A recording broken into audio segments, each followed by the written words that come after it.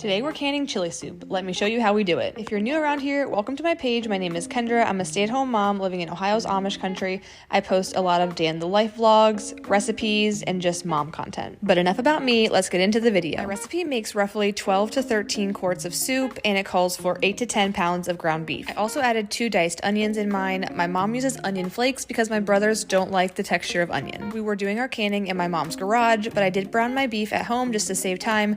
So once that was done and the kids were awake, we headed back there. I dropped them off, and then I headed to the Dundee Marketplace to grab 40 pounds of chicken. This has absolutely nothing to do with the soup, but we're also freezing chicken today. I added a cup of flour and 1 packet of McCormick's chili seasoning, along with 3 quarts of water. I did roughly 4 quarts of tomato juice next, and then I gave it a good stir to see if it needed more liquid or not. I was happy with the consistency, and so was my mom, and then I added 2 cups of ketchup and 5 cups of brown sugar. The recipe calls for 6, but I think 5 is plenty. If you don't like a sweet chili, you can definitely just ignore that part.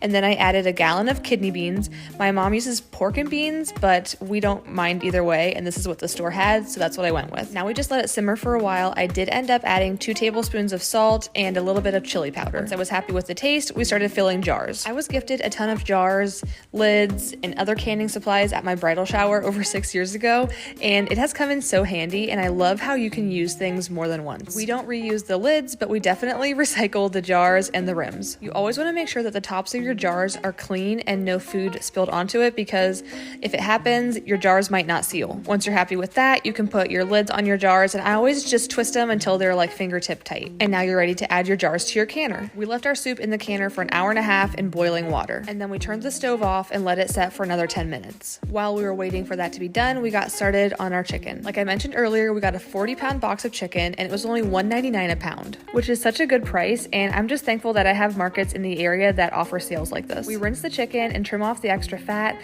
and then we left some of them in breast form, and some of them we cut into smaller pieces for tenders. Honestly, this is not my favorite thing to do. I'd rather can chili than cut raw chicken, but I'm always so thankful to have chicken in my freezer. And the smell of bulk chicken is just nasty. Anyways, our chili soup is done, so here's my mom taking it out of the canner. We had to do 3 rounds because we only had 2 canners, but all 3 of us were doing chili soup.